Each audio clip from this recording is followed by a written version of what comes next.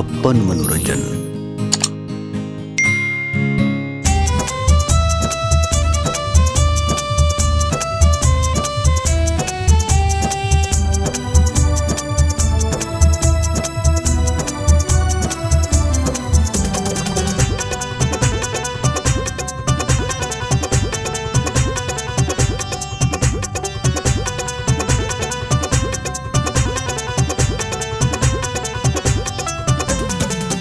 धूप दीप माला लौकैलौ हे मैया अहाँ के शरण में। धूप दीप माला लौकैलौ हे मैया अहाँ के शरण में।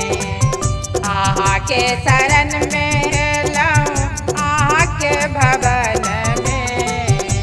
अहाँ के शरण में के भवन में श्रद्धा शीश झुकेलौ हे मैया अहाँ के चरण में। धूप दीप माला लौकैलौ हे मैया अहाँ के शरण में।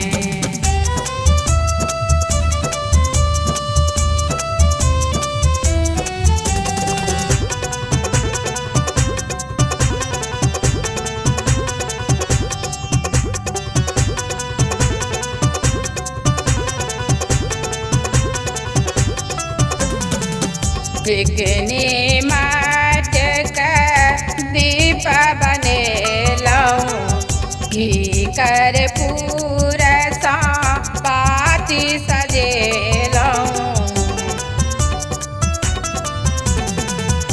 चिकनी माट के दीप बनेलौ घी कर्पूर समैया बाती सजेलौ।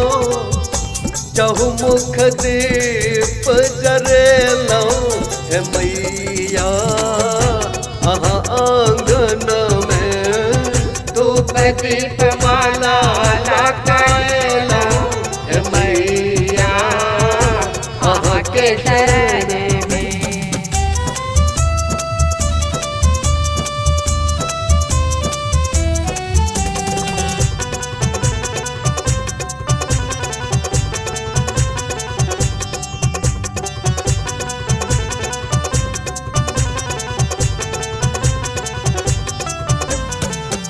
लाल लाल चुनरी आल अनलौ अरहुल फूल के माला बनेलौ। लाल लाल चुनरी आल अनलौ अरहुल फूल के मैया माला बनेलौ। सुंदर हार पहिरेलौ हे मैया अहाँ गर्दनी में। धूप दीप माला लौकैलौ हे मैया अहाँ के शरण में। अहाँ के शरण में लौं अहाँ के भवन में। अहाँ के शरण में के भवन में श्रद्धा शीश झुकेलौ हे मैया अहाँ के चरण में। धूप दीप माला लौकैलौ हे मैया अहाँ के शरण में।